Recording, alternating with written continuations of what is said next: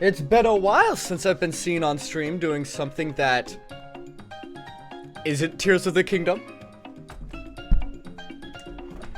If anybody's gotten tired of that, then I apologize. But I've been having fun with it. Again, next week is going to be a bit more normal. But give me a little bit to get the schedule all together because I have a busy week next week. Anyway, excuse me. So, if you weren't here or just don't remember what it looks like, this is the new emote that we're gonna be working on today. Just gonna be inking it up, getting the line art in, and then just coloring everything in. If we have time, then I'll get to shading, but I don't know if we can today. I don't have the most time in the world, and I was also late, so that doesn't help my case either. Anyway, for right now, let's just get to inking it.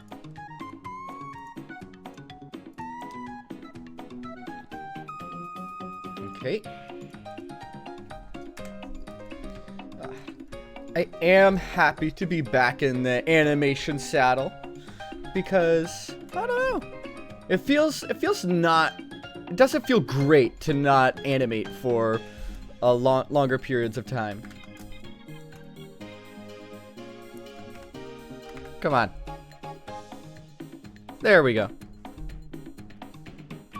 Oh, I'm still on the pen. Wait, no. What? Oh, wrong layer. That's what it is. I think that's the story of like every artist's life.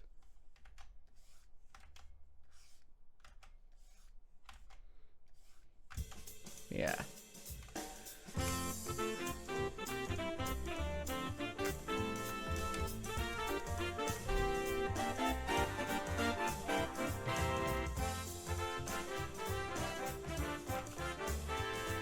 Recently, I've been trying to experiment with, like, thinner line art. Because, like, I've noticed that, like, every single time I draw, like, my lines are thick. They're, like, thick as hell. I think it was, like, something that I carried over from when I just, like, first started drawing. Because it's, like, I felt like if I stylized my lines to be thicker, you wouldn't notice the imperfections as much.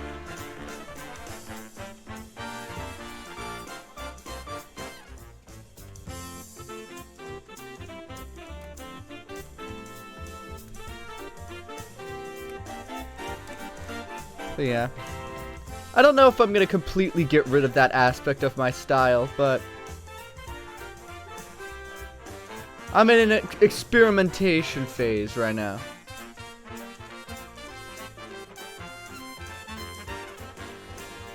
Like, when I first started off with art, something I kind of was obsessed over for a bit was just the idea of having, like, a consistent art style. And it's like, I felt like whenever I was drawing anything, I would just be, like, copying from somebody else. But, like, I'm happy to be at the point where it's like, I obviously have an art style. Like, I look at stuff and then I think about how I would draw that, like, in my own way. Like, as myself.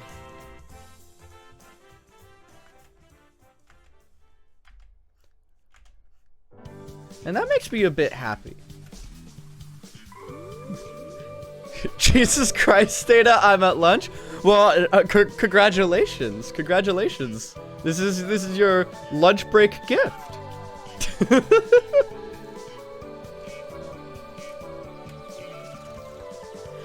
God, you're a freak. It's so early. It is 8:40 where I'm at. I think it's a bit earlier for me. But yeah, I might have to be doing some of these earlier streams for a while because looking at my schedule for work next week, I have zero time during the day to do them. So either expect me to stream extremely early or extremely late for probably the next like 9-10 days. I'm sorry. It's out of my control. My school ends like next week, so it works for me. Woohoo! I don't know if you could see, but in just like the bottom left, just like I knocked something over.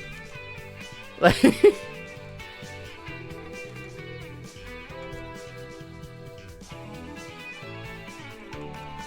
you know, yeah, honestly, kind of a bit of an L from me. Alright. Okay. Something that I love doing a lot is going on YouTube and finding these weird videos. And one of the ways that I go about it is, wait 1 second. Sorry I haven't been in recently. I'm avoiding Tears of the Kingdom spoilers to your best ability. Makes sense. And I have been kind of streaming that game kind of non-stop. I'll be doing less Tears of the Kingdom streams next week, so you'll have more of a chance to watch if you want. But yeah. Anyway, what was I getting at? Yeah. Hey, what the fuck is up with people torturing Koroks? Like, I don't know. I think it's funny. The first time I saw someone crucify a Korok, like, it's like, I think I like spat out like what I was drinking. Because it's like, I would never think of doing that. What'd they do? Yeah, what? Oh, you haven't seen that? You can what? Alright. So hypothetically, there is a new Korok puzzle where the Koroks themselves become an object that you can move around. And because of how objects work in that game, you can glue any object to any other object. Yep.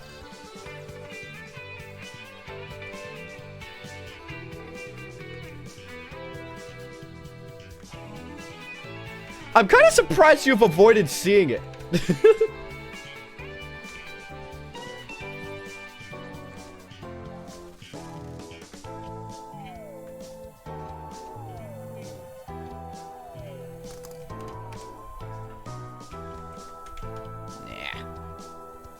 Yeah. Something that I'll do sometimes when I'm bored is I'll just like deliberately go out in search of like weird YouTube content. Yeah. My Twitter is all ultra kill, so don't so don't gotta worry anyways. Good, no spoilers for you. But yeah. Like, I like to go out of my way to search for weird YouTube content. And one of the like easiest ways to do that, from what I found, is go to like random videos and then go through the comment section and go to the channels of the people who comment on it. Because most of the time you will either find really weird content that probably no one was intended to see, or just like people who obviously want to be a YouTuber.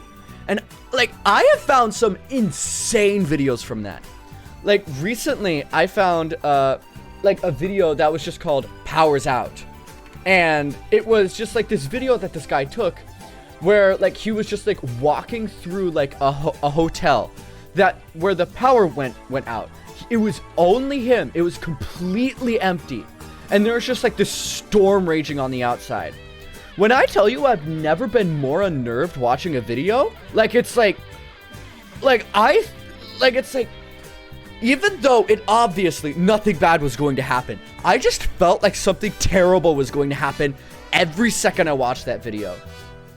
And I would have never been able to find that if I just didn't go to a random video, sort through comments by new, and click on the first 10 that I found. My power went out a while back when I was on VC one time, and my friend played the Freddy Fazbear music box.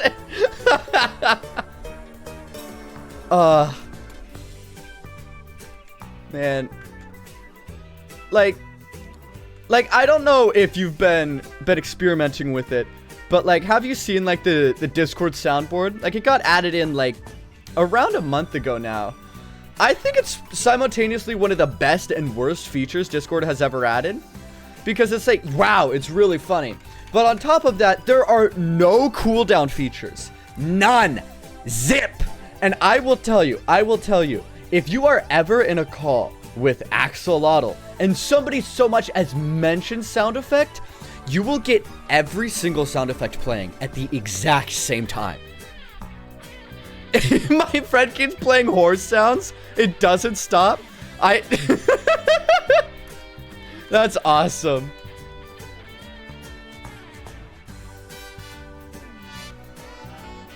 Like, it's like, Like, one of my favorite sounds that we have is just, like the riff at the beginning of If You Love Her, You'll Let Her Go. Just the ba-da-da-da-ba-da-bum-bum-bum. Just, like, the wholesome song. And it's, like, I love just, like, waiting for someone to say something and then just playing the sound effect. It's so good. I had to beg Yam for a month to add that to the server. Like, he did not want to let me do that. Dude, I fucking hate this level. And then there's 10 in my ears. Man, I'm so hungry I could eat a... How hungry? How hungry are you? Yeah, like... There's like this... There's another sound effect where it's just me going... It's Good Friday! And then it then it transitions into like the Evangelion song, but it's Eurobeat. Like, it's like that has been a pretty fun sound effect.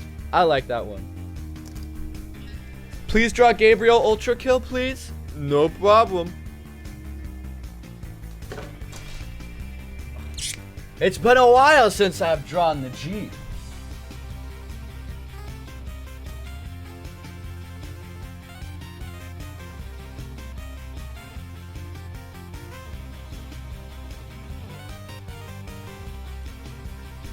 All right.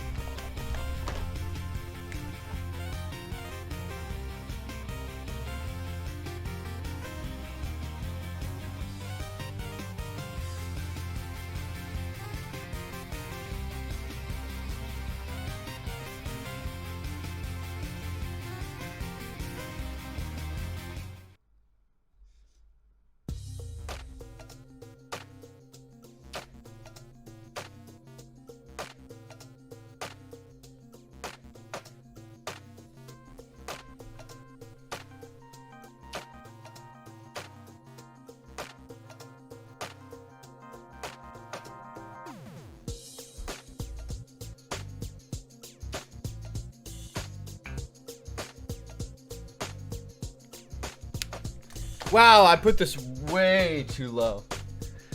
Don't call my wife that, Theta. I'm sorry. I will never say the G ever again. I'll put the whiteboard back a little bit further because I drew this way low. Yeah. I can't remember what the halo up here looks like.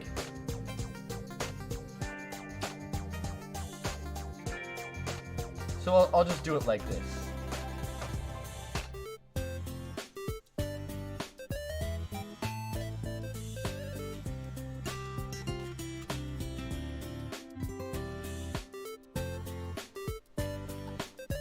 All right.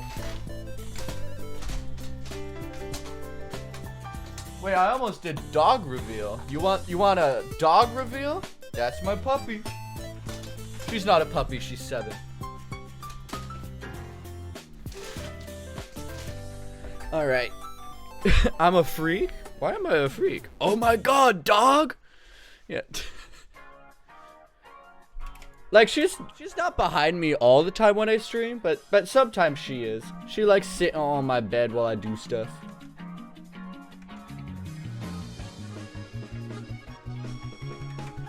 Yeah. Google is free, actually.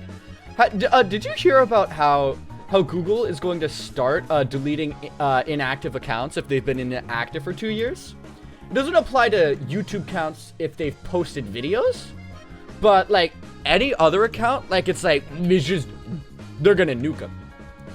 And it's like the thing is just that you're pissed off why it does that now. Like, I get that. But at the same time, it's like, it feels like it's something that needs to happen at some point. Because it's like, I think everybody tends to picture, like, digital stuff as, like, infinite. You can store as much as possible. Everything that is stored digitally is also stored physically on a server somewhere. There's literally like petabytes of data of everything. And with Google being one of the like not one of the, being the most used website on the internet, with YouTube being number 2. Like, there are thousands, millions of inactive accounts that will probably never be activated again, and to keep them active for forever would, like, it couldn't be like financially viable after some time. So there needs to be a precedent set up for it. While at the same time, I realize that I really don't like it, because it's like, what if, like, you're in prison for 2 years and you get back out and all of your Google data gone?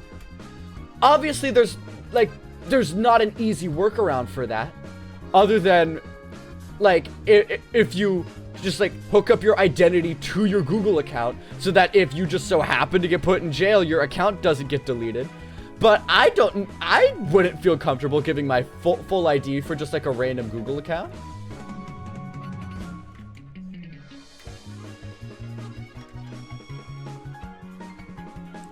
Yeah. Oh god, I hate Kate. I thought you said hate. Sorry. I forgot Kate was info dumping to me about Transformers. The stream cut off for a second, and I just heard you're in prison when it came back. Yeah, no, like, I was just kind of talking about how, like, what if, like, you get sent to prison for, like, 5 years, and then you come back, and then your Google account is completely deleted. Like, all of your data, all of your important memories, just gone, because it was inactive for 2 years. Obviously, there's not a really clean-cut solution to everything there. But the solution that we do have is an unfortunate one at the moment.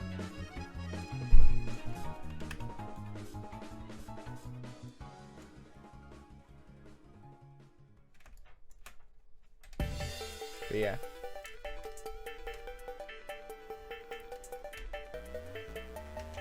I think something that I fear a lot is going to prison. Like, I don't think that I would ever do anything that would land me in prison. But it's like, as unlikely as it is, there's also people who just haven't done the crimes that they were sentenced to be in there to be in. Okay, hold on, might have to go back to my science class. Depends on how my data wants to behave in that goddamn basement. Why are you taking science in a basement? That's a weird place to do science. You measuring the moisture meters down there?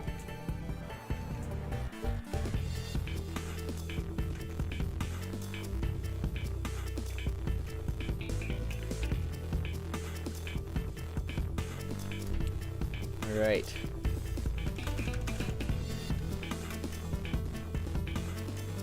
It's necromancy, actually? Fuck off. I'm really sorry.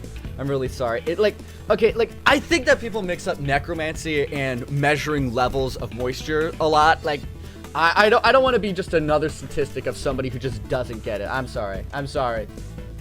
Shame on me. Shame on me.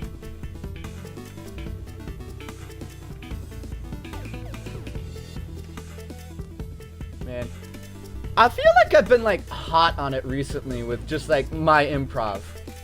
Like, I was a super big improv kid when I still was a kid. And, like, as soon as the pandemic started, I kind of just couldn't do it anymore. And I just haven't done it in, like forever. And it's like, I miss it. I really do. I love improv. Raising the dead. Yeah, you should be. Why should I be a statistic? I'm a necromancy ally.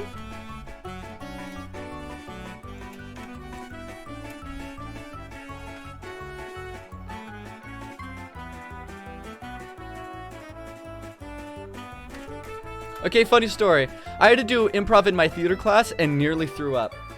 Okay. Like, I don't know if it's like this everywhere, but like at my theater class at school, like my my theater teacher, like whenever like we weren't in the middle of doing a show, we would just do improv for that day. And she did not know how to teach improv at all. We weren't doing like improv scenes or anything. It was just like the improv warm-up games. If you've ever taken like an actual improv class, most of the things that you do in just like a class that kind of has like improv shoehorned into it, like those will just be the warm-up games. And it's like so many people who in that class just thought that they were just fantastic at improv, despite being really horrible. Like the thing is that I think most people think that like improv is really just all about, okay, I gotta be funny, I gotta say the witty one-liner, I gotta be goofy, and be kind of random. But it's like, to have really good improv, you need to have like an innate understanding of what it takes to make a good scene. You have to have good characters in it. You have to have a good location that is easy to just tell where you are. You have to have good relationships, and you have to have a reason that you're doing the scene. If you're missing any one of those, it's gonna feel empty. It's like, if you do it well enough, you can mime that you're in a car with other people, and people will understand it. That's having a good location or good wear. If you make it like well known that these two people already know each other, or they have like some sort of shared history, you can put in certain things into different context within the scene. Having scenes be driven a lot by characters can help out a ton while you're still trying to mark out just about where the scene's going to be going. Like, whenever I've been in scenes and I don't really have an objective, or neither does anybody else on my team, like, just like doing like character work or just relationships between people usually gives you enough time to spur something out while not feeling like a lot of dead space, even though it quite literally was. Yeah. Sorry for the little tangent time. I love improv.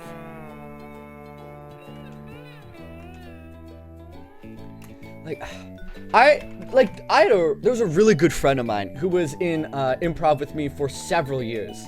And like a pet peeve of his that like I picked up after like, I don't know, countless years of us like being on the same teams together was like just like the hate of when people say improving instead of saying improvising.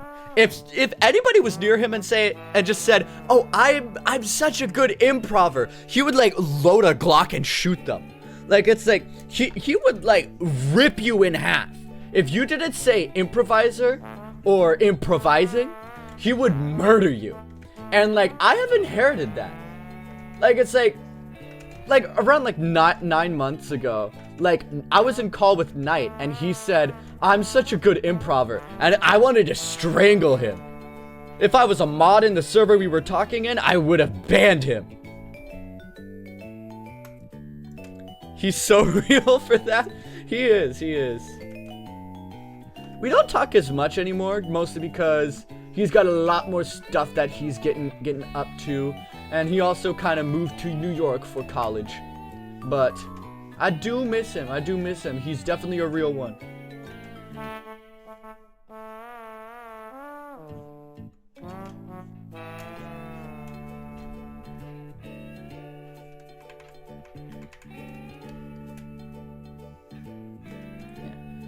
Like, I found out that, like, one of the people I went to theater with is going into the military.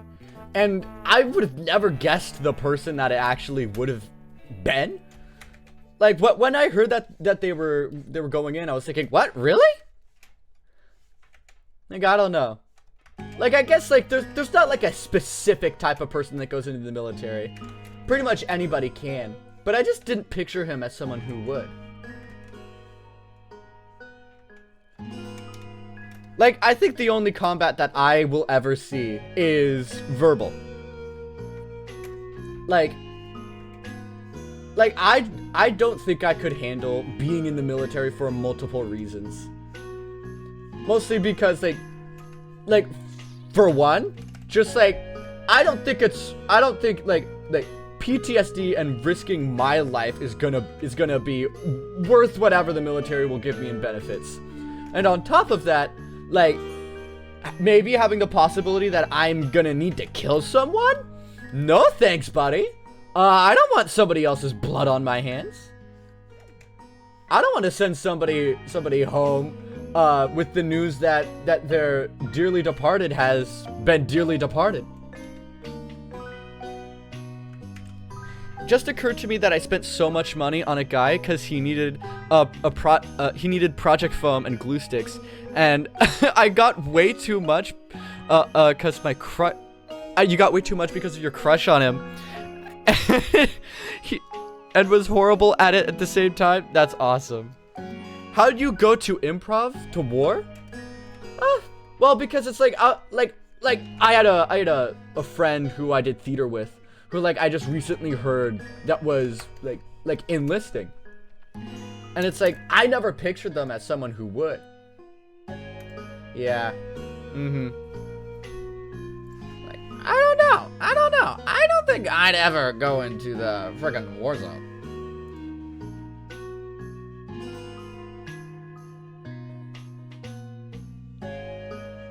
Be normal for 5 minutes? 5 minutes is a long time.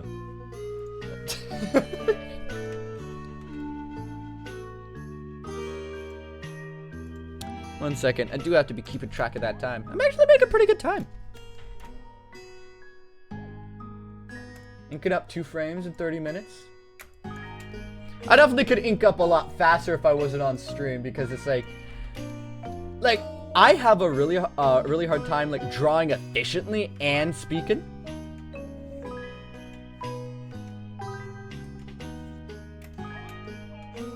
I'm guessing I'm using too much of my brain.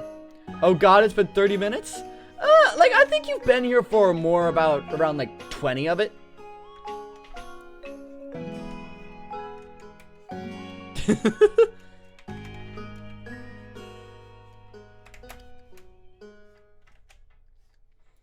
So how you liking having me as your little buddy in science class, huh?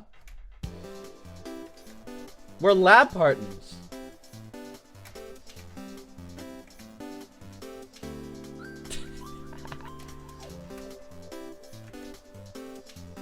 No, we aren't. No, yes, we are. Miss Wilkins said that we were going to be a pair. We got paired up.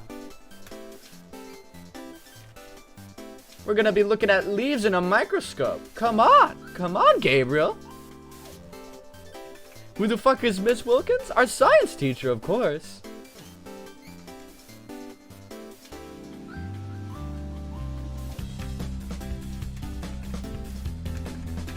Like, oh my god. Okay, I'm gonna pause this to like tell like a little story. Like my science teacher had a very unfortunate last name. For the sake of not revealing what his last name was, we would always call him Mr. D, because his last name had dick in it. It was like literally like it was really close to just like it was kind of like somewhere around like man, I'm trying to find like a what are you barking about? What are you barking about? Oh, 1 second. She wants to be let out of here. All right.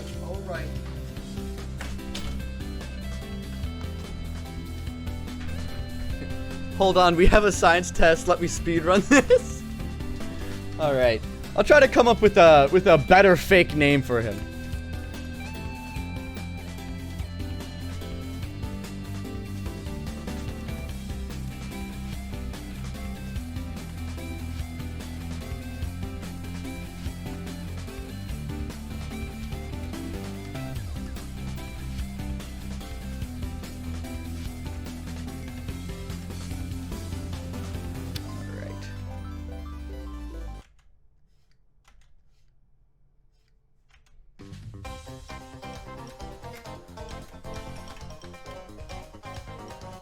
Yeah.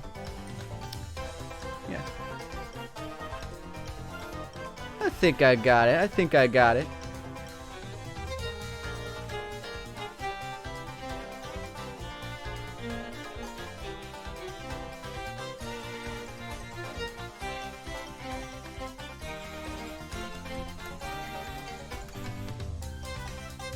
Man,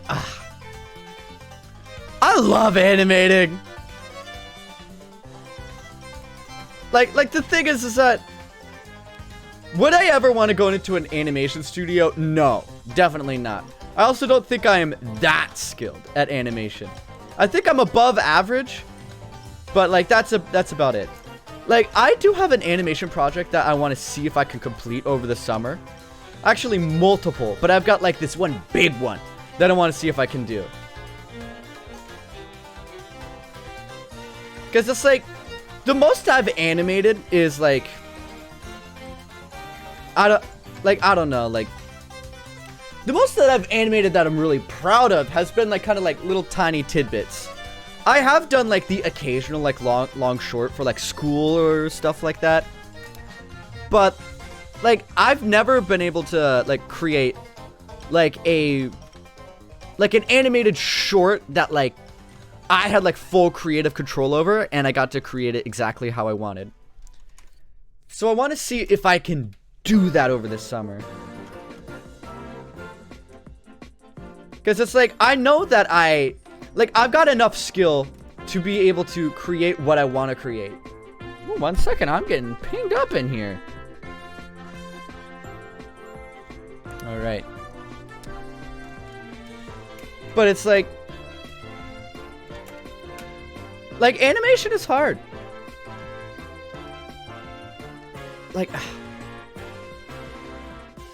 But hey, I like being a nerd about it. Every single time I see an interesting animation on like either like Instagram or like Twitter or something like that, like it's like I will save it to like my animation folder. Cause a lot of what I've learned has been like self-taught and from like seeing like a lot of people's posts about like little like animation markups that they've done. I'm being nerd about science right now. Okay, loser. I'm being a nerd of my own choice. You're being forced to do that.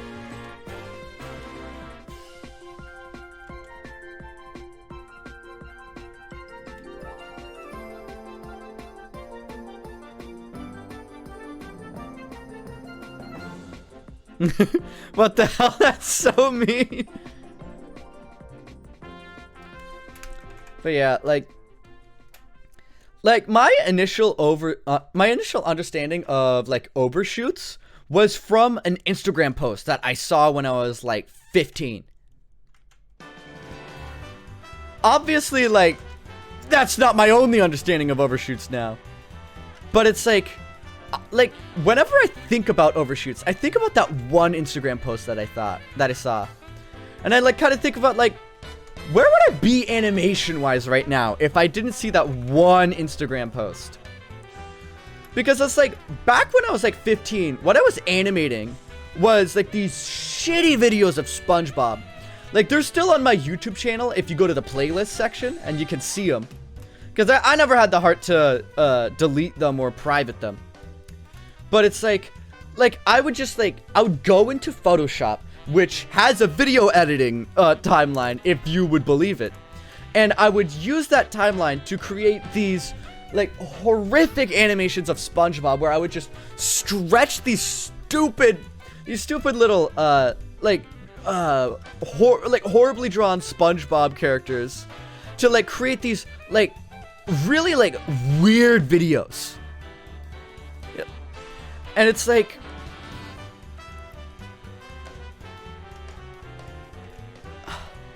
I don't know. There's something so pure about the content that I made during that era. Cause it's like, yeah, it's like low quality, but it's like, man, going back and like rewatching some of those is like, makes me feel so good. Cause I also made like a lot of them. Like I think there's like around about like 30.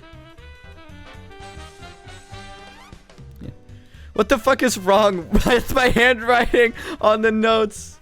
Ooh. Somebody has to get their hands replaced. Somebody's hands aren't doing what they used to.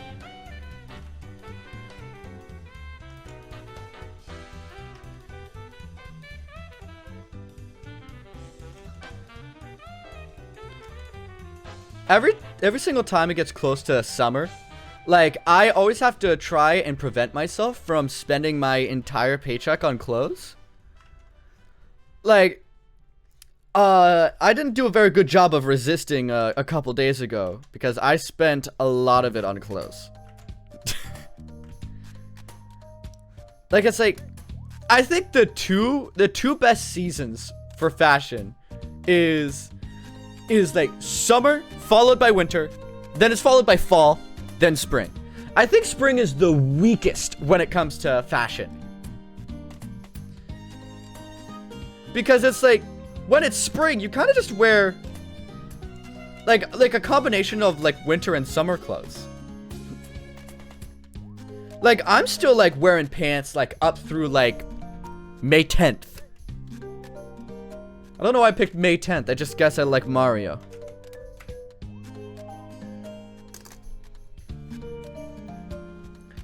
Something that I love about May 10th every year is how people will release so many different like eBay ads where it's like limited edition Mario milk. And it's like, it's a joke I can't get enough of. I need to save up for the V1 plush and also Resident Evil brain rot. Like I've been seeing like Resident Evil 4 go around. Like, it's like, yeah, it's been out for a couple months now, but it's like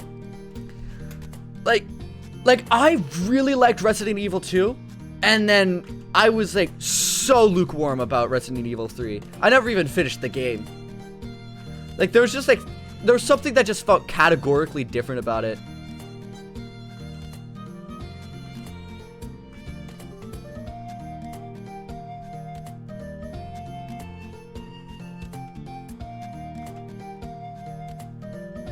Like, I might go back and finish it someday. Maybe, like, I love going on Twitter on my birthday to see so much Homestuck shit. Maybe the Homestuck was all me.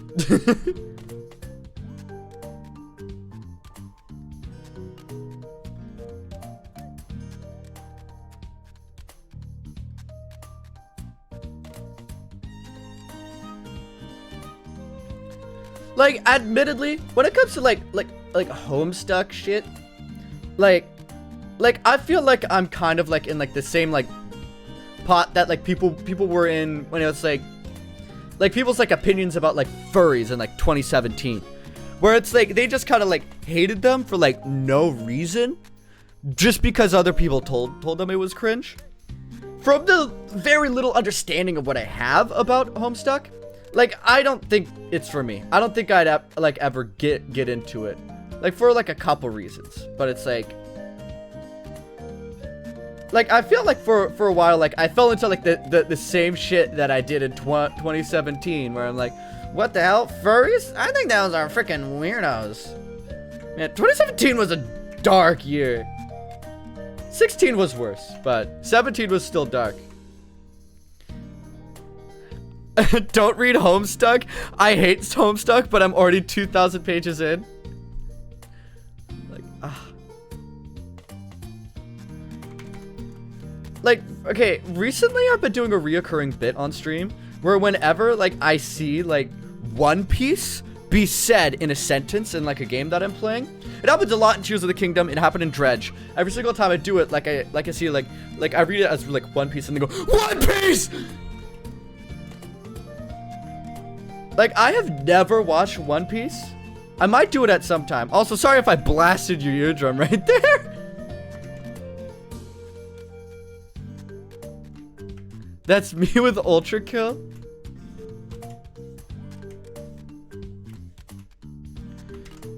Me when I see the V1 inkjet printer. Why isn't it the V1 Ultra Kill printer?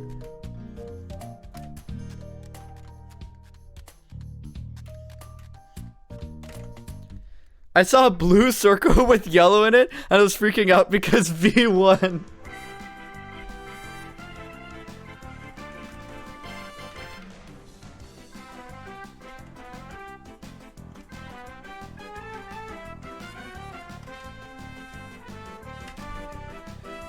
She judge on my hell till I behold the power of an angel.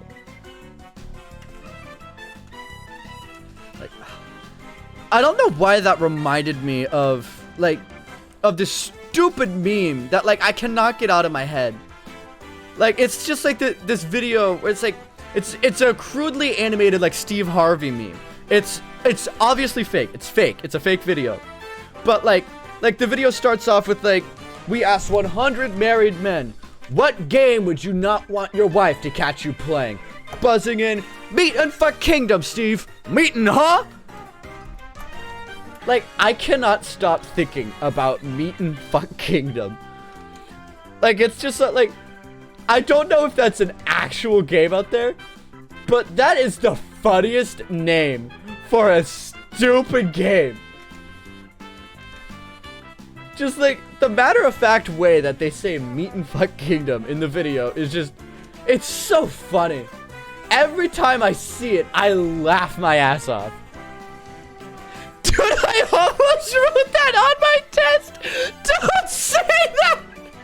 I'm imagining your science teacher just being like, alright, this test was written by Abigail, this one's written by Logan, this one's written by Meat and Fuck Kingdom!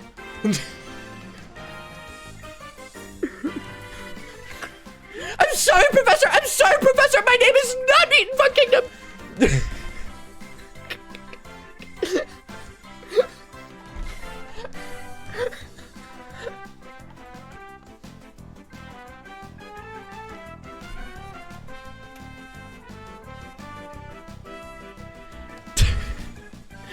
Dude, did you pull the name Abigail out of your ass just then? Yeah, I'm an improv kid.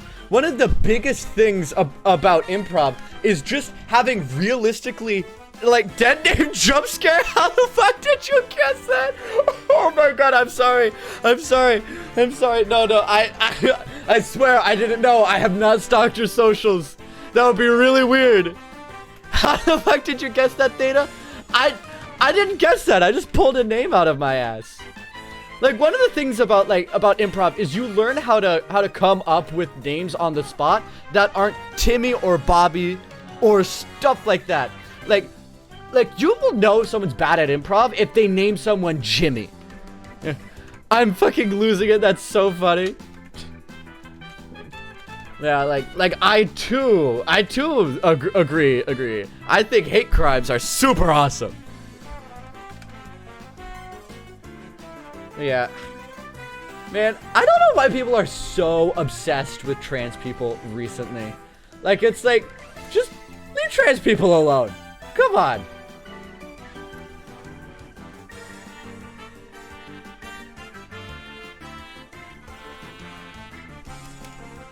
Dude, you're just living? Nah. I think you're wanting to go into the men's bathroom.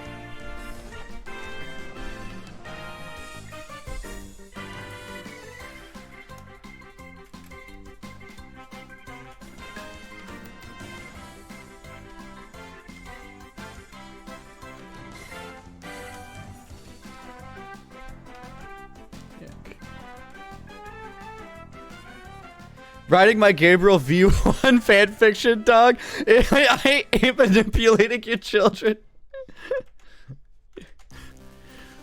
You're manipulating them into ultra kill. Like, the trans to ultra kill pipeline is a very strong one.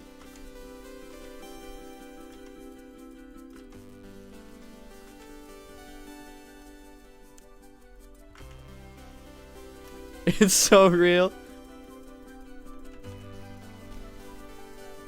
Like, without even consulting your parents, they're letting these kids look at Gabriel Ultrakill. Everyone that I know that likes Ultrakill is trans / serious. I believe it. I believe it.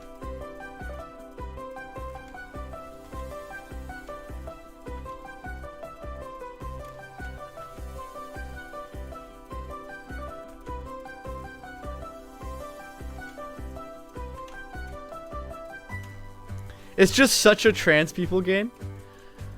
Like, okay, the vast majority... Actually, no. I don't know a single trans femme person. Like pretty much every... Like, never mind. No, I know one. But every other trans person I know is either trans masc or non-binary. I don't know why. I feel like by now, like, I'd meet, like, more trans femmes, but, like, nope. Where are they hiding? Yeah, transgender people when homosexuality and violence will be in their video game. Yes!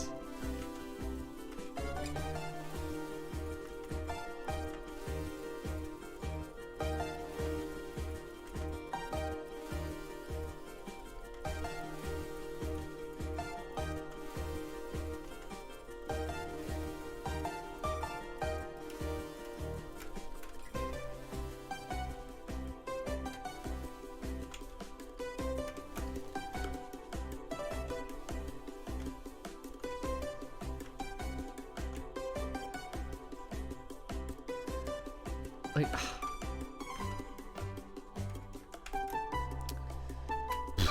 you know when you're about to say something and then you just have that brain fart and then you have no idea what to say afterwards? Ooh, just happened to me. Just happened to me 100%, baby.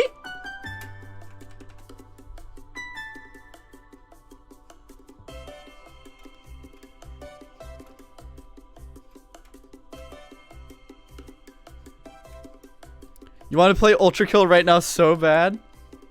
Ooh. But you can't. You're taking a science quiz, buddy.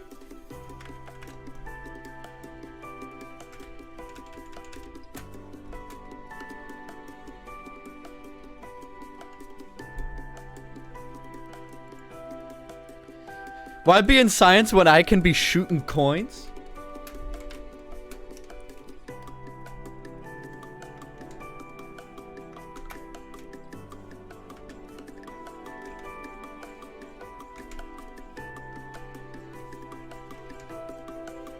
Yeah, not trying to stimulate you beyond belief. But, like, what is even Ultra Kill about? Because, like, I really don't know.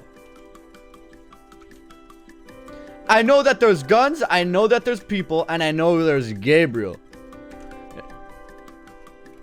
Oh my god, oh my god. Here we go. I opened Pandora's box.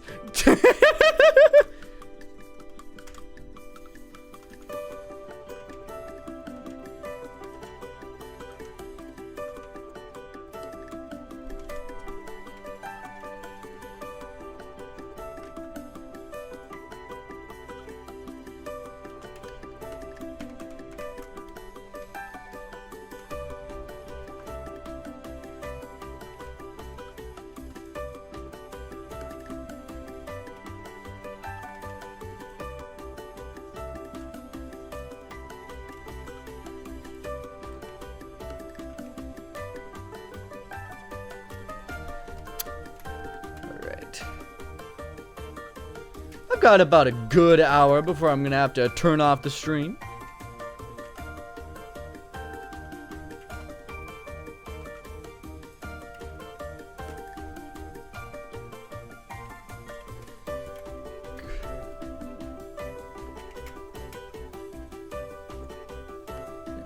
Man, like, around about a year ago, like, within, like, the first month of me, working on my job,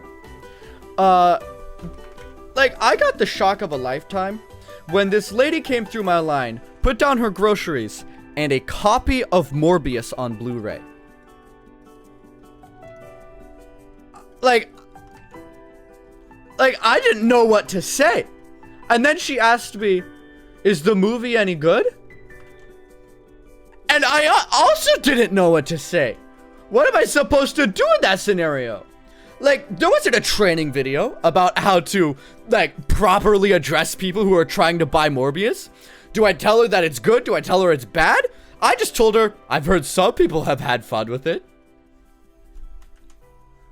Like, it's like, I almost called, like, a manager up. I was like, do I tell her Morbius is good? Like, she ended up buying it. I think that's That's probably one of the worst things I've ever done to a person. Like, it's like, I could have prevented her from watching Morbius. But instead, I let her buy it. Okay, so you play this robot named V1, right? V1 gets into hell and is low on fuel. V1 is fueled by blood. And you get blood, which also functions as your health. You need to get it from enemies by killing them from close range, right? Yeah, okay, gotcha. There's a lot of different enemies and enemy types, like V2, who's literally V1 but red. Well, they just drink more blood. Simply. Okay.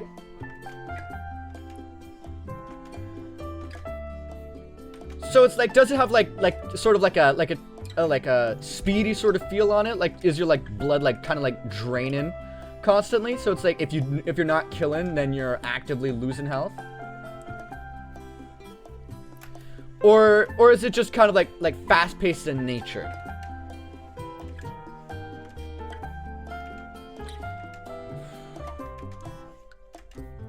This is one of my favorite songs from Short Hike. Short Hike is such a fantastic game.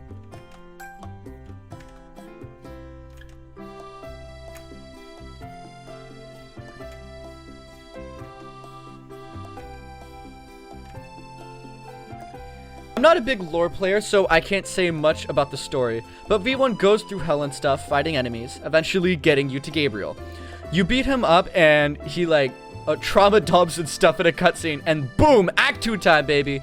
More enemies, Mind Flayer, Sentry, all that stuff. You fight Gabriel again, and he trauma dumps for the second time, which is currently at where it's currently at and stuff. And to answer your questions, you aren't losing health like every second, but it is fast-paced and stuff. All right.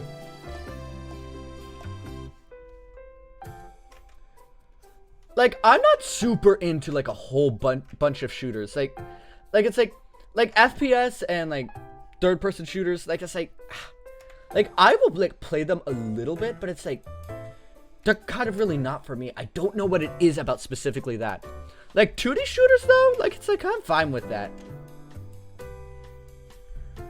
Like I'm not either, but I fucking love Ultra Kill. All right. Like I'm gonna be playing it at some point. You forgot about your science test? This is what I did. I got you talking about Ultra Kill, and now you're gonna fail. Oh, this is my fault. This is my fault.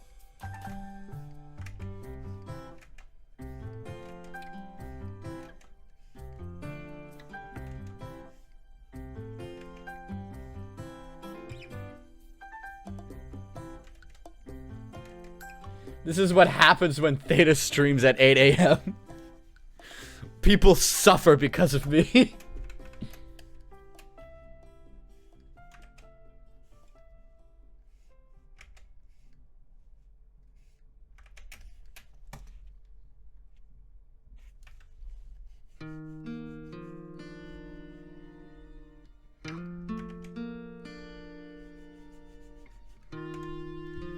TLDR, please play Ultra Kill. There's gay people and also blood and a lot of blood. Woo! Gay blood.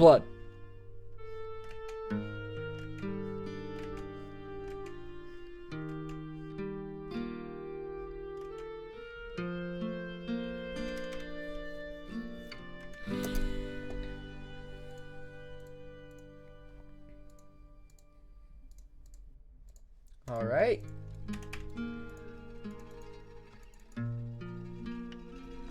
We've almost got this little crazy all linked up.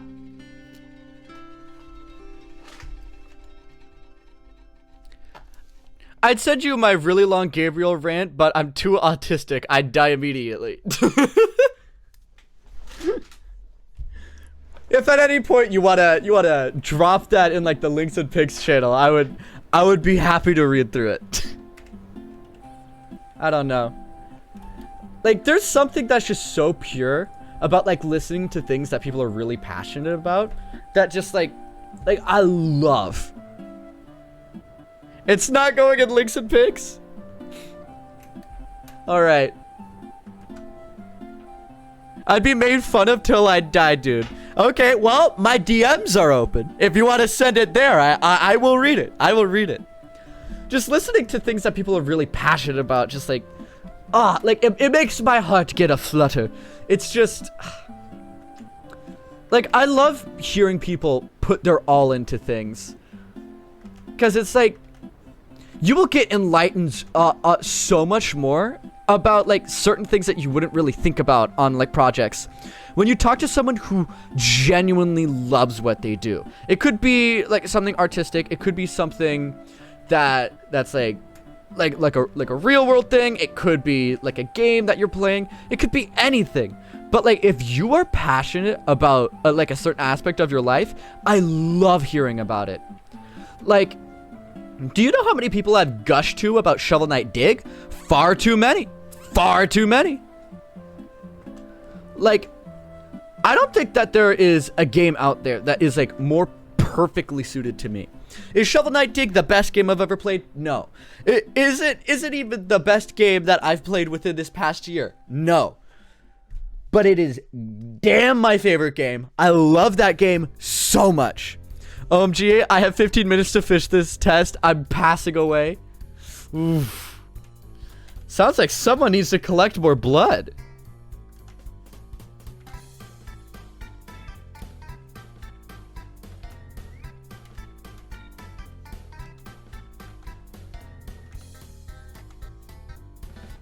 True!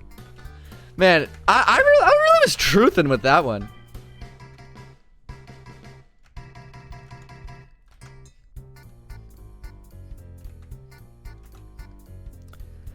Like, I kind of, like, I fell out of saying a true thing for a while.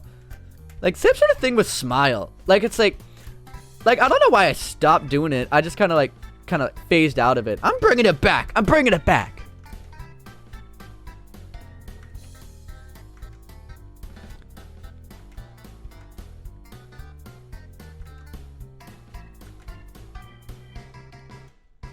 Okay, wait, I speed ran the test. I'm done. Let's go. No heart attack simulator.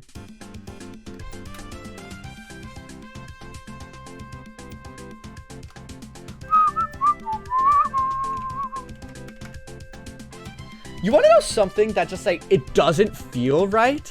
Partially because I never finished all of the content I wanted to make for Rhythmathon. But besides that point, Rhythmathon is like, it is just over a month away. The Rhythmathon 6 is going to be June 24th through the 1st of July. It doesn't feel like it's that close, but it is.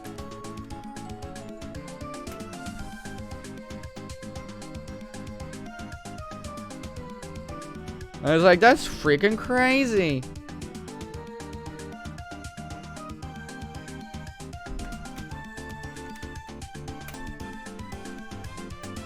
Man, I drew on the wrong onion skin. Oh, I'm gonna die.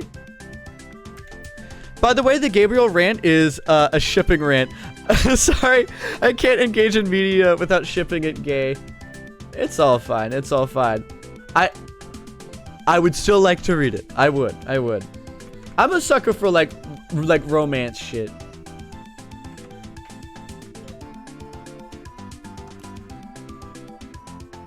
It's in DMs, all right.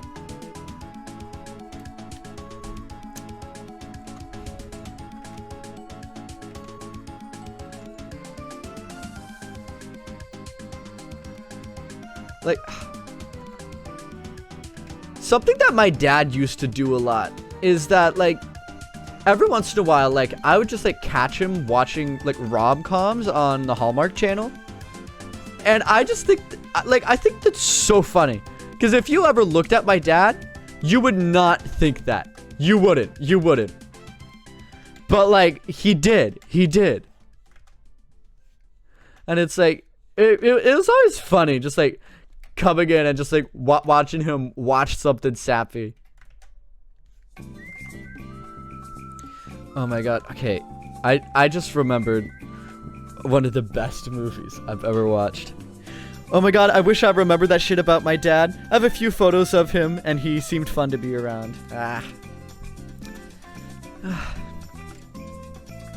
Yeah. I can imagine. What movie is it? Okay. So once upon a time, there's this really terrible movie. It's called Christmas Mail. It's this absolutely terrible Christmas like rom-com. It's not a Hallmark movie, but it's worse than one. It is so damn funny. I watched it like around 2-3 years ago with my friend Chloe, and oh my god, that shit was so funny. Like,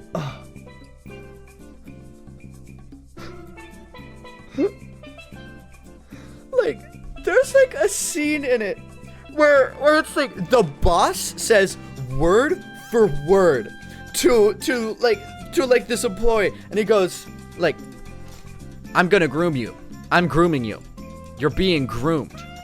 He says that word for word. And it's like, I've seen some people talk about this movie, but none of them have talked about that scene. None of them have talked about that scene. And it's like, what?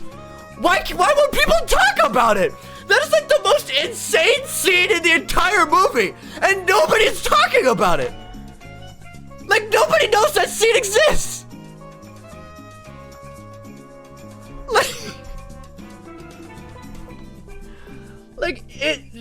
That movie, it's like, I don't know if it was made by like a Nepo baby, or if it was made by someone who was actually on crack.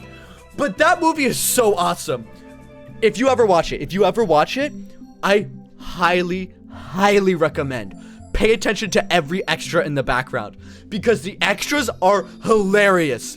Because so many times, like, it's like, they obviously get to the point where it's like, well, I didn't receive any direction upon this point, so I'm just gonna stare directly into the camera.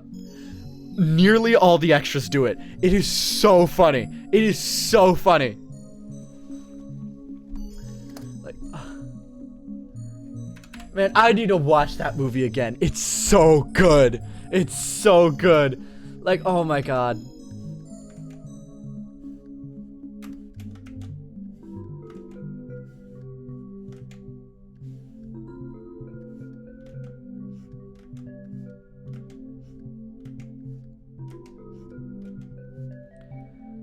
Like, I love movies that cross over into it's so bad it's good.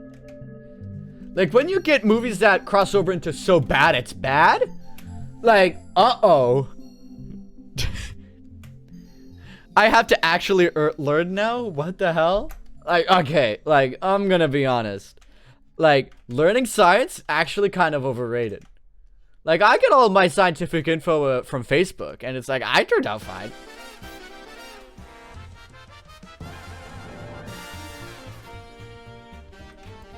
/J! /J! Science is fun. I do agree. I do actually really like science.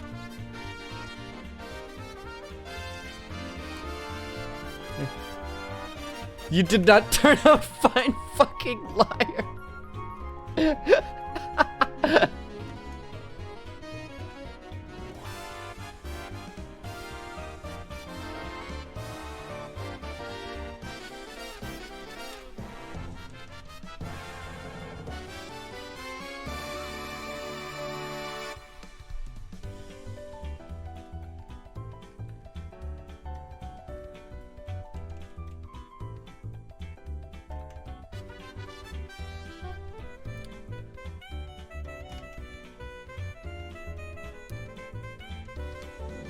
Wait, does anyone in the juice fat actually have a therapist now? I don't. Therapy is expensive, and I can't afford it.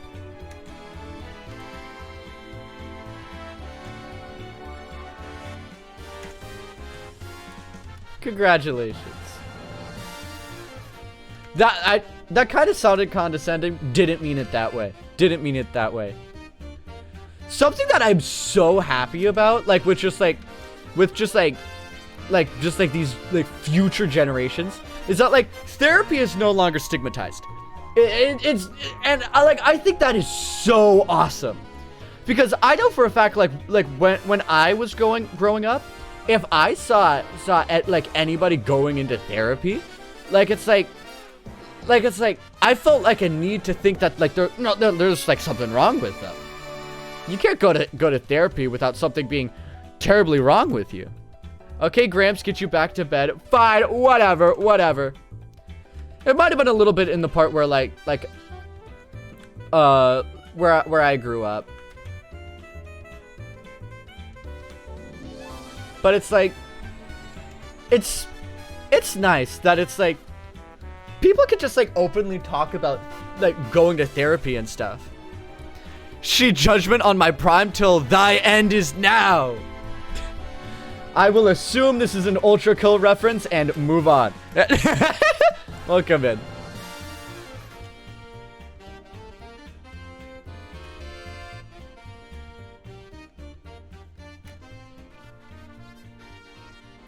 She soared on my machine till I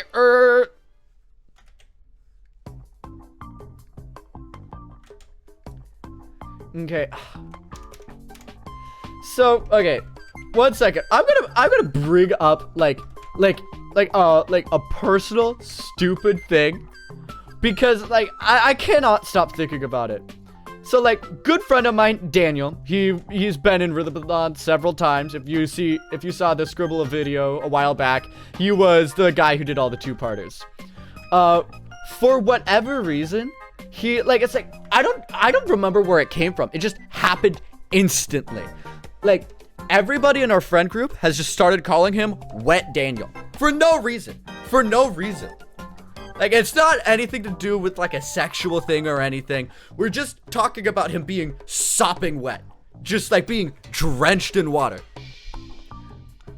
Like, I don't know where it came from. I don't know. But it is like one of my favorite things that we just like, like, it's like every once in a while, like he'll say something and we go, I don't know, Daniel, that's a pretty damp sentence you just said.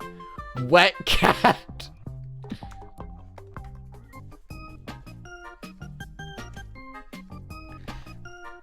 Daniel is a cat drenched in water? I'll be sure to tell him that.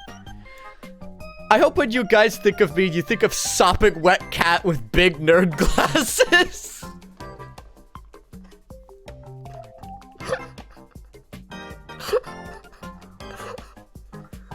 Oh my god, that is such an awesome sentence. Oh my god.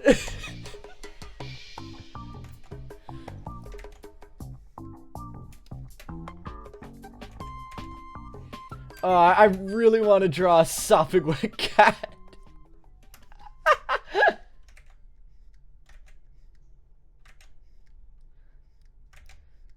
Just like top text, bottom text. You need blood to live.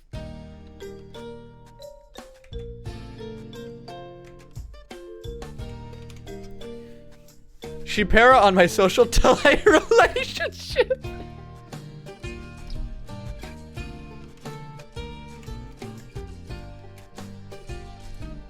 Man, my little lines made like an interesting texture for that eyebrow. That's actually pretty neat.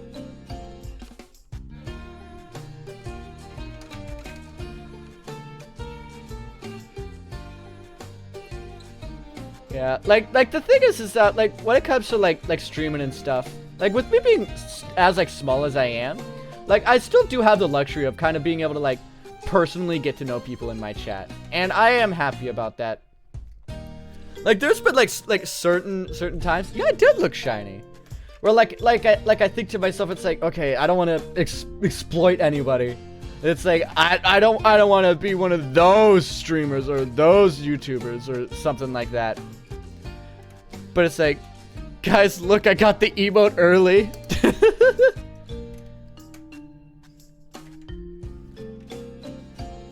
Also, I don't know if anybody really knows this. But this is an emote. Like, dude, I actually sent you my Gabriel rant. If we aren't technically friends, I'd be shocked. No. That's what I'm saying. Where it's like it's like when I was like super early like into streaming, I think to myself, no, if they're in my chat, there's no shot that I can be friends with them because I would be exploiting them 100%. But it's like I distinctly like remember like a time playing Subnautica, and like Tricky said something about like like being friends, and like I like kind of dodged the question because I didn't want to, like, not because like I didn't view Tricky as somebody who is like a friend of mine. It's just that like I didn't want to like be like exploitative or anything, so I kind of just went like, oh no, yeah. And it was like, I don't know, like I think about that a lot because wow, what a terrible way to handle that. But yeah, no, like it's like the thing is that, yeah, are you guys my chatters? 100%. But I've known you guys for so long, even Kate to an extent, where it's like, yeah, it's like we know enough about each other personally, where it's like, if I said we weren't friends, that would be weird. But it's like, yeah. OMG, me? Yeah. Now, what a friend would do is tier 3 sub to me right now. Give me your money. Because we're friends, and friends give each other money.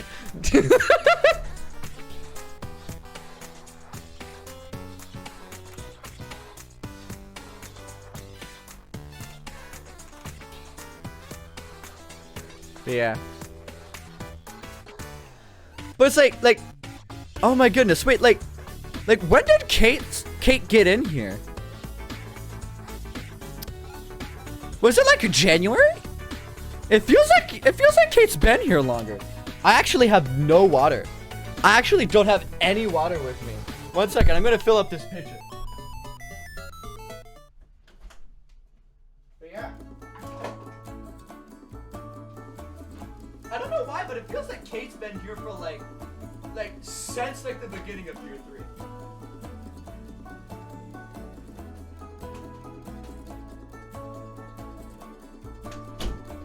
I don't know why, you're just too iconic. Theta don't get water? That's a pretty harmful thing to say. I need water to live. Its importance is only second to blood. Oh, Theta Dawn get water, sorry. I was too far away. I read it wrong. Grr?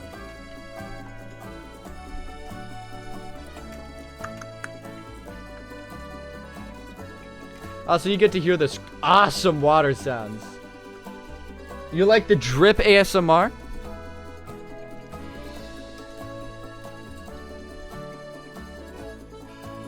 Yeah.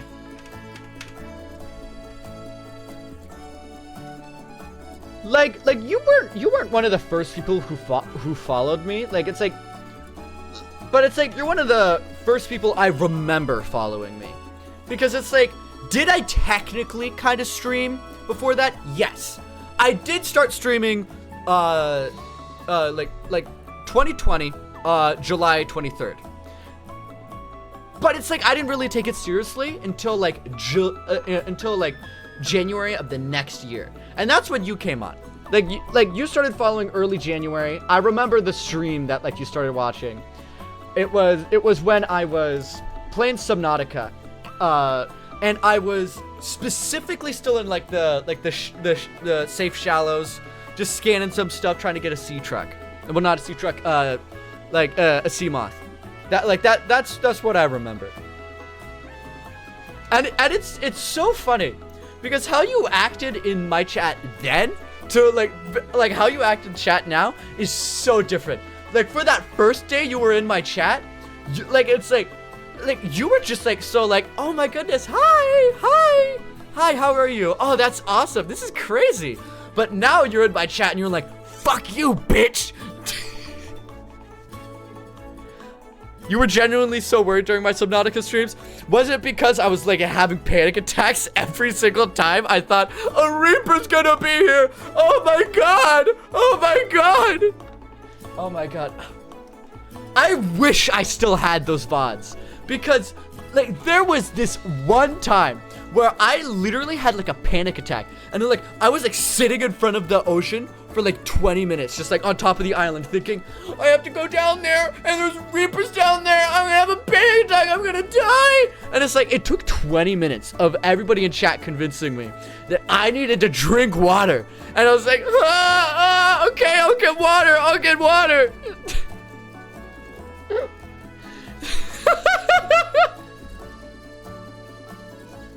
I think we've all grown. the person who I am, like, between, like, start of stream to now, is, like, it's very different.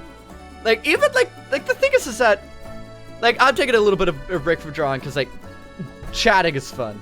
Generally, chat had to calm him down. Yeah, Theta, can you tell the camera I said hi? Kate says hi.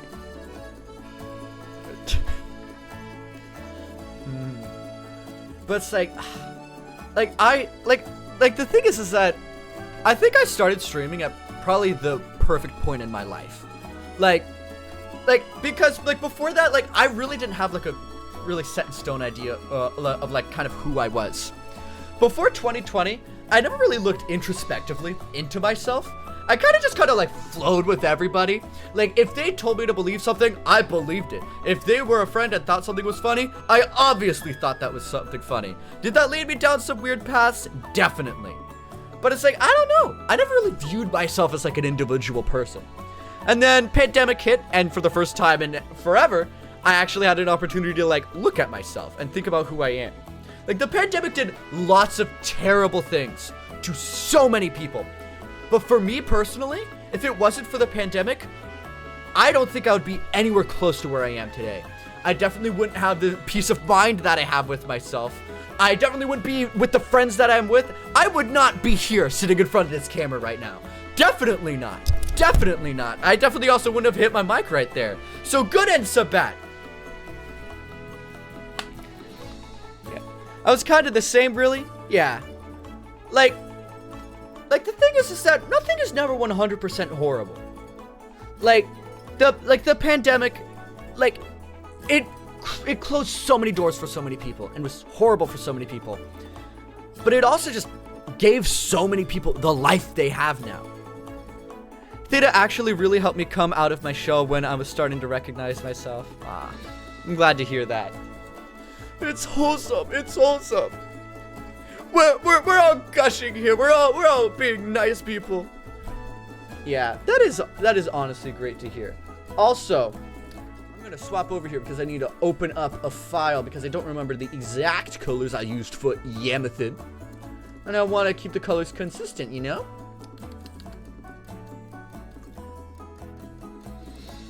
Alright. Drop Ultra Kill? Okay. Yeah. Okay, shut up. Shit, I was gonna do Thag too. Okay. Here's my idea. Oh my god. The sun is shining so much right here. It looks like I've drawn nothing there. Don't believe me? I have never had the sun come this bright onto this whiteboard. Like, look at that. Like, you can't see it. It looks white.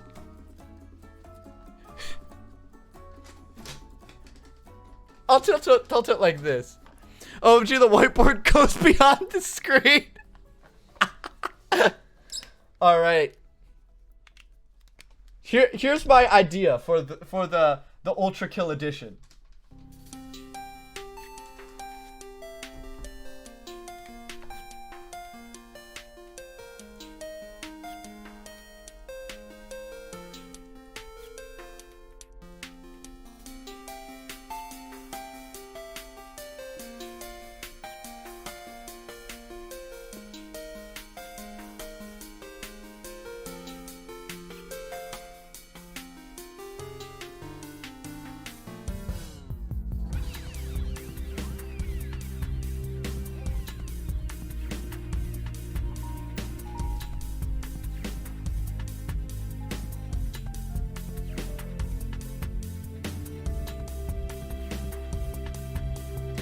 All right. How accurate is that? Is there a blood meter in Ultra Kill? If so, I think I'm awesome. Am I far off base? There's no blood meter? I think Ultra Kill needs a blood meter.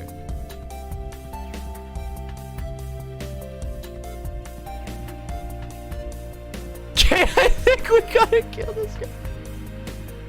I think we gotta ultra kill this guy.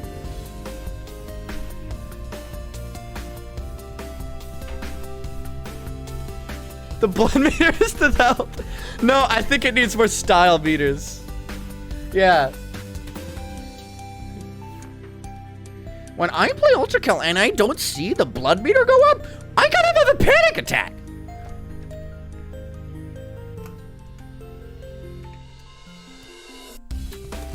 Why did I take my drawing glove off? I'm a freak.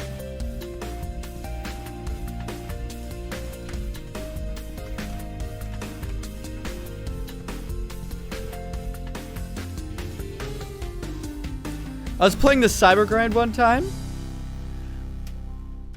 Now, what's the cyber grind, huh? You can't just drop this for a bit of knowledge and expect me not to ask about it.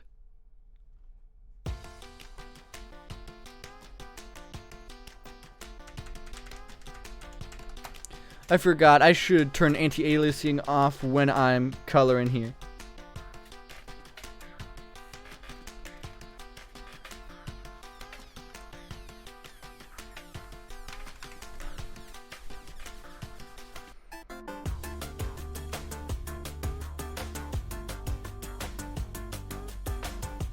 Yeah. Cyber grind is like waves of enemies. You gotta kill them all and then move to the next wave. Alright.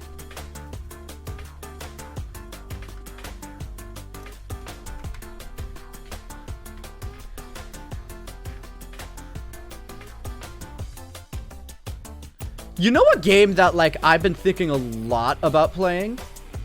Like recently? Is like it's Splatoon. Like, I think it's just a matter of time before I bite the bullet and buy Splatoon. Like...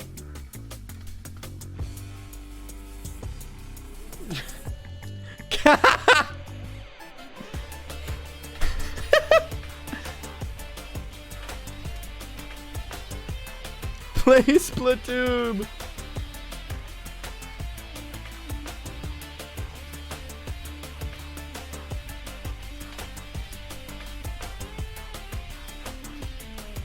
I'm begging. I'm on my hands and knees and I'm begging. I will get back into the game. I think I just opened up Pandora's box.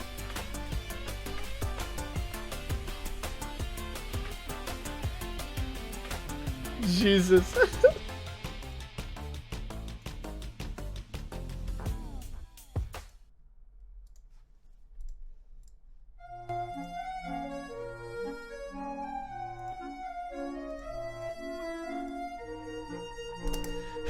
I'll use up the Nintendo Online Jude gave me. I'll buy Nintendo Online just to play Splatoon with you.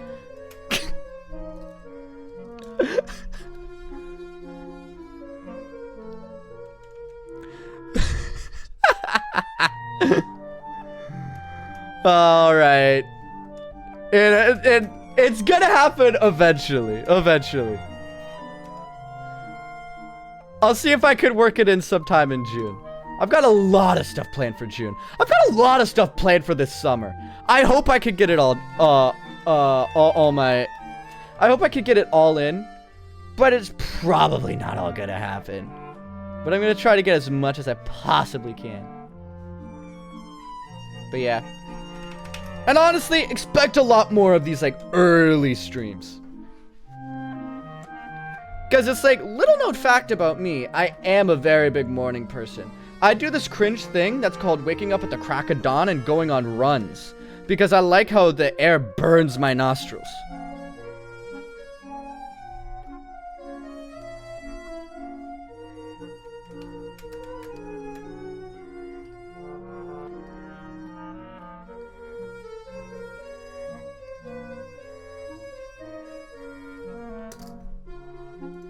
Yeah.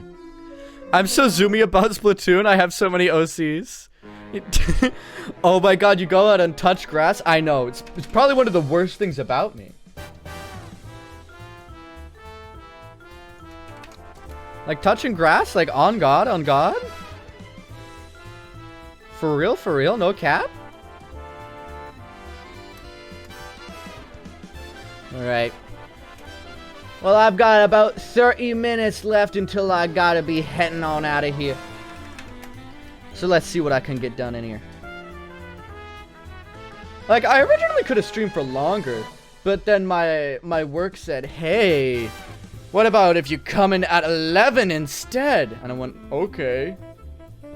Do I still get money? And they said yes, so, ooh, enticing offer. Okay, I need to charge my phone. Bye, chat. All right. See you later. See you later. Thank you for being in the chat with me. It was so nice. Still in school too? That's freaking crazy.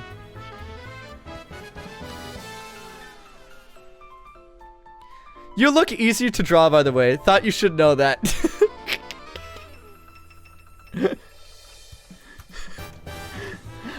I don't know how to interpret that sentence other than I'll interpret it as a compliment. So thank you.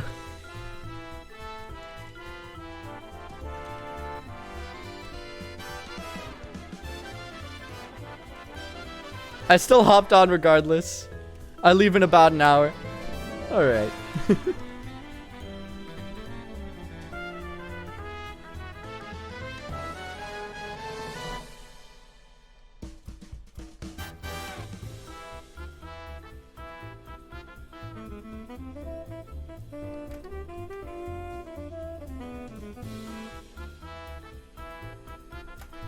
Yeah. I leave school in an hour, not stream. Yeah, no, like, it's like, I leave in 30 minutes. Like, if you were on stream for, like, an hour from now, like, you'd be, like, the only person in, like, offline chat. I don't think that'd be very fun. It'd probably be pretty lonely, actually.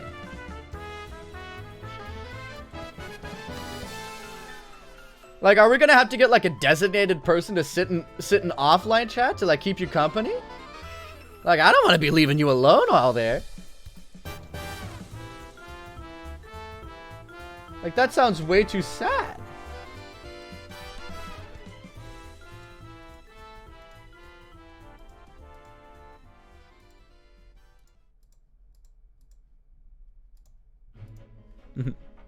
Probably.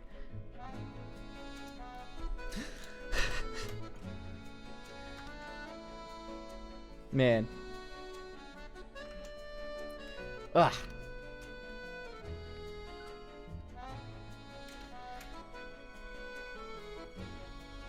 Like, this is probably like one of my favorite things when it comes to streaming. Like unrelated, but how have you been, Theta? I've actually been pretty good. Like the thing is that like I'm out of school now, back doing work, back just trying to get things done, you know? And whenever I'm in that mindset, I feel real good. Like, it's like I'm in a pretty decent spot mentally, so I can kind of like afford to like work on things a lot more, and feels nice. It really do. But yeah, haven't been able to hop on stream in a hot minute. I know, I totally get that. Like recently, like I've been like a little bit like anxious around streaming. Not to like trauma dump or be like, people need to watch my streams, but it's like while I've been like streaming like Tears of the Kingdom, I've been having a lot of fun with it, but like chat has been dead, and like my viewership has been down for Tears of the Kingdom. But it's like it sucks. But it's like I get it. Not everybody wants to watch it. Not everybody has time to watch it.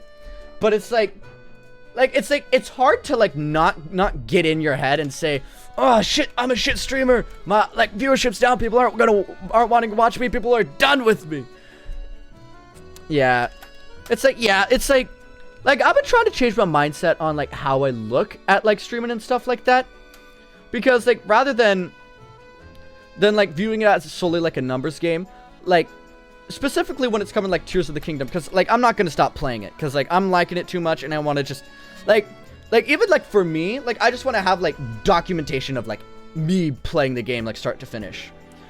So it's like I've been like looking at it a lot less of like me actually just streaming it, and a lot more of just like me making content. Like I'm using the stuff that I get from those streams to make these like silly little videos, and people like the videos. People watch the videos.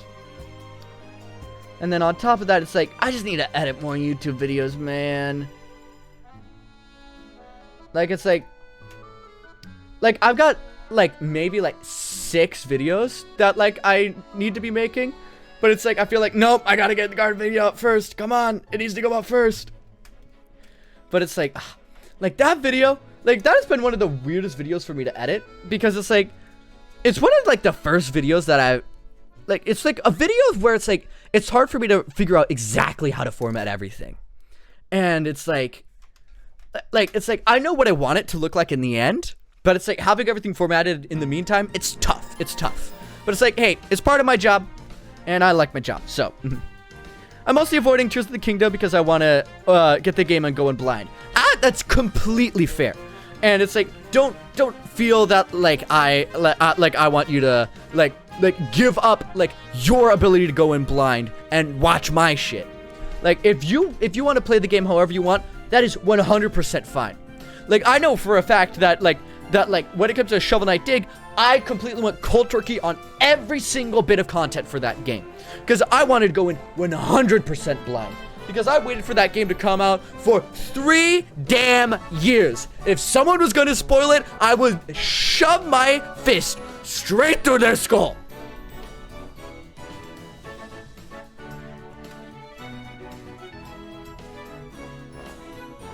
Literally me with Splatoon.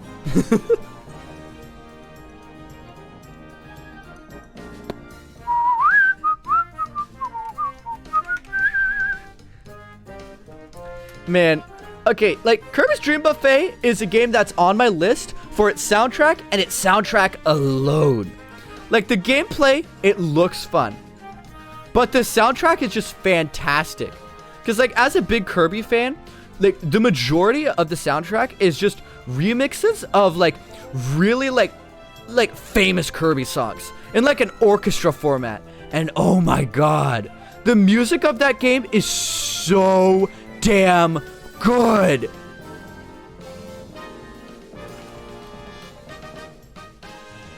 Like okay, like right here, like how the song resolves right here just makes me cry every time. Right this moment.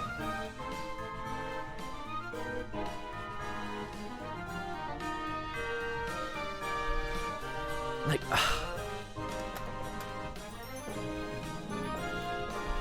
legitimately brings a tear to my eye every single time I hear that.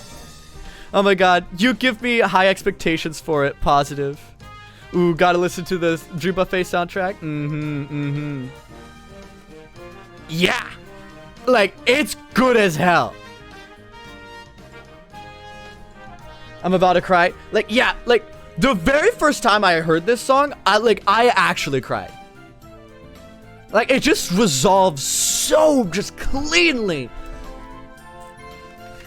Like it's so emotional for like no reason. It doesn't need to be that emotional, but it is, and it's great for that. Also, I've been so damn close to my mic this entire damn stream.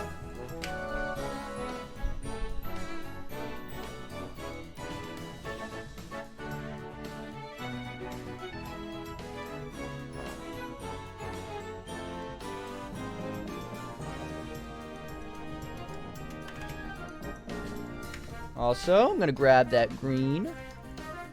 Yoink.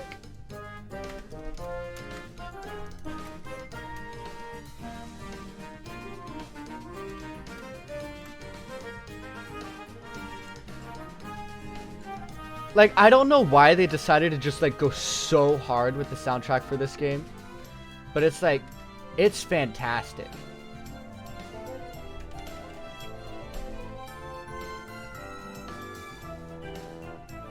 Okay, also, don't know about you, but it's like after the success of the Mario movie, like I'm not one of the people who's clamoring for a Zelda movie. What I am clamoring for is a Kirby movie. Like I am a ridiculously huge Kirby fan. Like it's like, I love Kirby.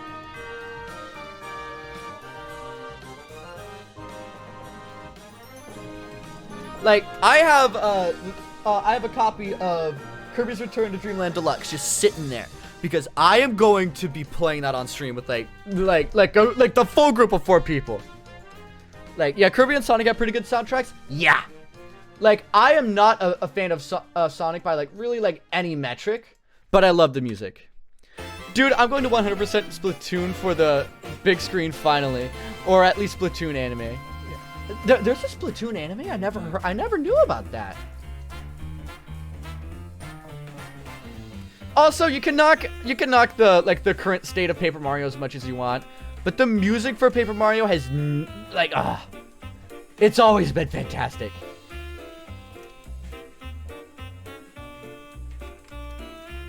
Oh, Splatoon manga? Okay, gotcha. Like, when I was a kid, I watched through the entirety of the Kirby anime. Like one of the episodes I remember watching the most was like the episode where like Kirby has like that robotic dog and like the dog dies. Like, I remember watching that as a kid and crying with my sister. We both love Kirby. Like, Kirby's Return to Dreamland, it wasn't the first game that I ever played. But Kirby's Return to Dreamland was the first game I vividly remember playing, and it's the first game I 100%'d. Like, if there's a game that has more nostalgia than any other, it's Kirby's Return to Dreamland. Like, I love that game. So it's like, yeah, our remake's cheap, yes. But if you say that the Kirby's Return to Dreamland remake is bad, like, expect like a pipe bomb on your doorstep. I love Kirby's Return to Dreamland. One of the only gripes that I have with it is that they didn't find a way to fit in like Final Cutter or Ultra Spark, because those were both like super abilities that were planned for the original, but that got cut.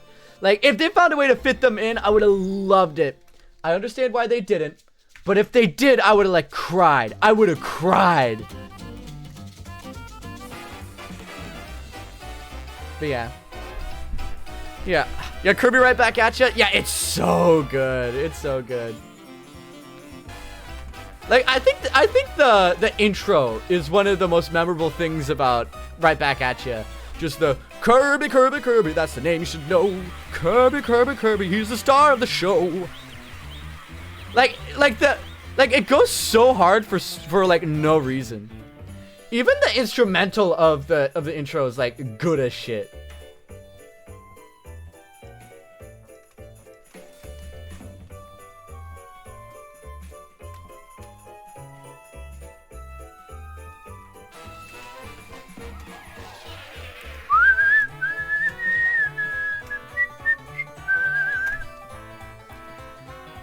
I'm gonna clobber that dare Kirby. That's what we do best at NME. Better come with a money back guarantee. It is such a shame that Escargoon has never appeared in an official Kirby game. It's so sad.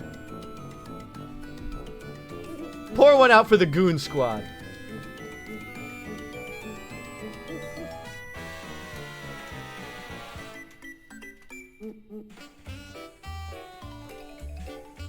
Like, a song that I've been trying to learn on the piano for a long time is like the Steam Gardens theme from Mario Odyssey. But like that shit, you break your hands playing that. It's like the left hand has such a weird rhythm, but like once you get it down a little bit, oh my god, it's like it's playing on fire.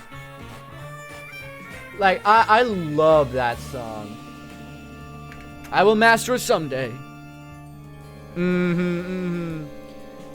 Justice for the Goon.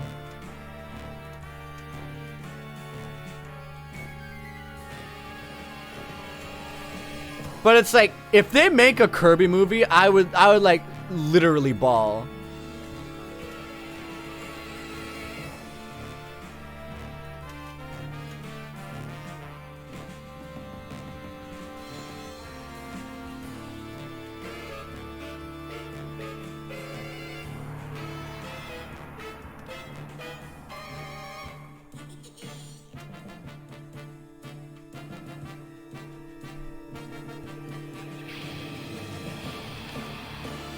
it's like, I remember like for my original playthrough of Kirby's Return to Dreamland, like I didn't know how to use the copy ability until like after the first world. Like, it's like somehow I just missed the bit where it teaches you how to use it, and I just like played Kirby at like if it was like the original Dreamland. Like, I spit stuff out at people, and that was it. That's how we played Kirby. Then just like my cousin just randomly inhaled an enemy and then just hit down, and then like he got like the Bob ability, and I remember all of us going, "Oh my god, how'd you become a princess?"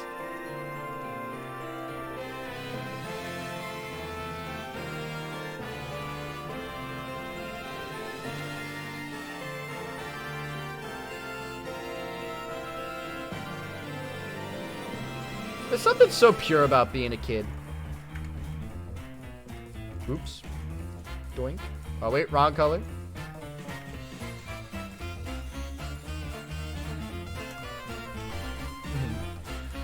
Dude, for themes I want to learn, I want to see if I can get the main theme for Tears of the Kingdom on saxophone, as well as the Portal radio. Yeah, I was able to get other Kirby games, more specifically, Kirby games. Yeah. All right. I have 1 year left of my life until I'm an adult, and not even just a couple months. Yeah. Like, it's like, I'm on the verge of being 20, and it feels weird. It definitely does. Alright.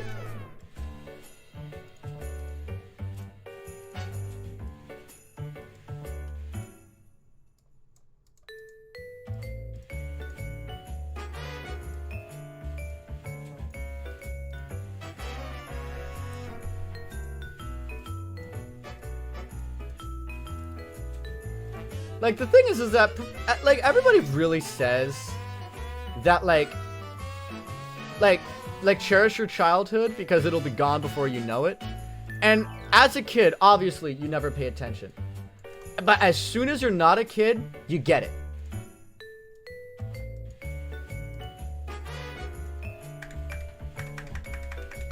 Like, yeah, do you have crazy cool new freedoms? Yeah. But you also have a lot of weird new responsibilities. And that's not the best, is it? Yeah. Yeah, it never hits you until once you leave childhood. Let's see it. Alright. I'm liking it. I'm liking it.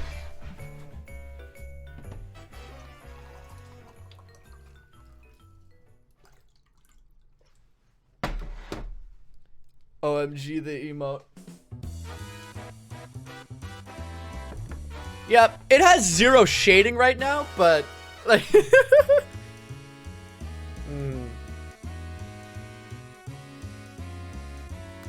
Okay, yeah, Kirby Mass Attack, one of my favorite games of all time. Like, I really want to get it on an emulator because it's like,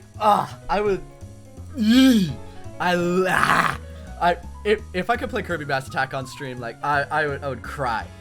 Like, I remember playing this game so much, like, at, like, alongside the pool, just, like, it's, like, at, like, my aunt's condo. I remember playing this game on my DS.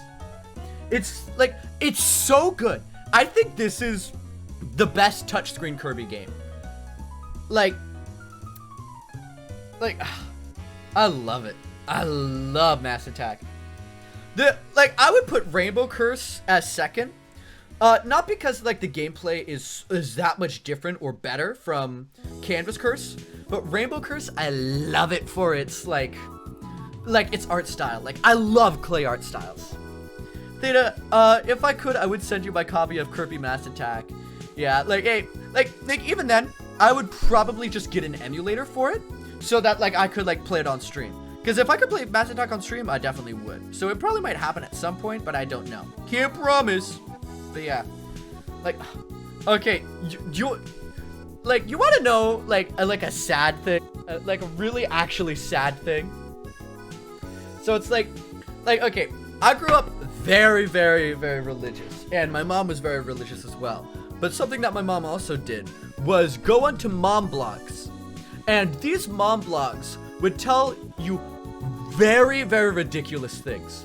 One thing that was pressed around for forever was that every Pokemon was named after a specific demon. And what I think is so funny about that is because if that's true, then that means that there's a demon out there named Poliwhirl. And I think that's awesome. But this obviously made my mom not want me or my sister to play any Pokemon games. But when it came to Kirby, she didn't really care at all. So we played Kirby like throughout all of our childhood. But then like one random day, my mom just said like on a split dime, just like, you know Kirby's a Pokemon too, right? And now like that sentence obviously sounds ridiculous. Obviously. But as a child who had zero personality, I went, oh my god, I've been seduced by the devil. So you want to know what I did? I tearfully brought every single one of my Kirby games to my mom. And I went, we need to sell these at GameStop. I can't have it. I can't betray God. I can't.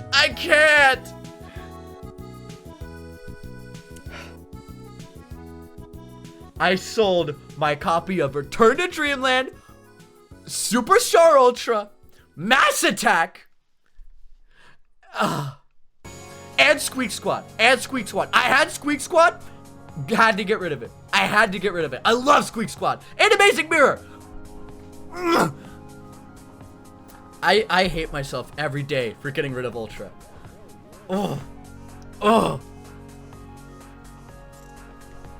Like I had Crystal Shards on Virtual Console, so I was able to re-download onto my Wii at some point, so I never got fully rid of that. But it's like, also 2 years later, she turned around on Kirby again, and I went, okay.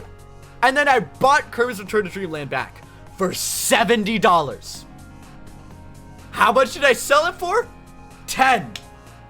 I lost $60 for no reason. Like, come on!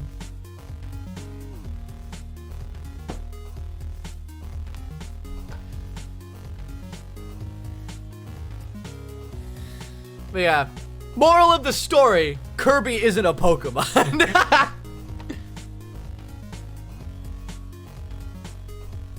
But yeah. It's whatever. What can you do now?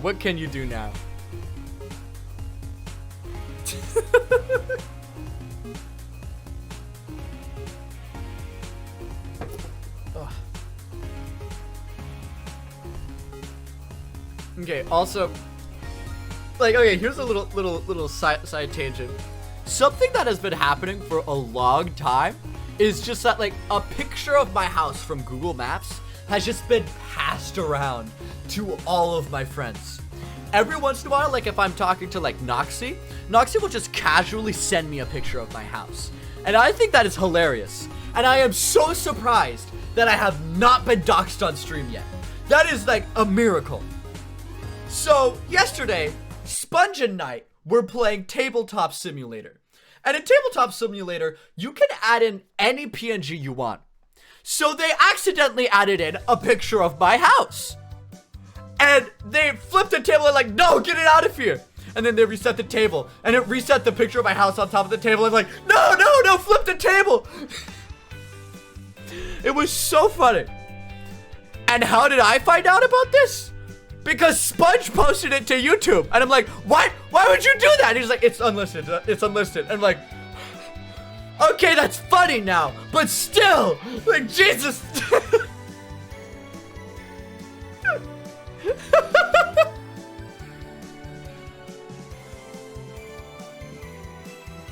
Kirby is now no longer a Pokemon, and instead is 10 centimeters tall, who fights gods over food.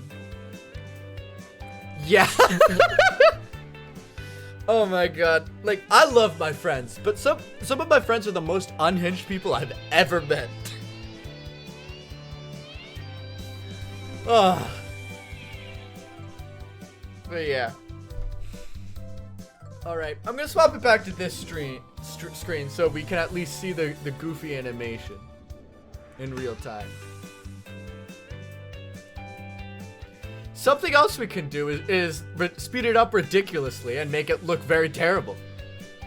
Like, look at that. Like, you can barely see the phrase. Like, 30's not too bad.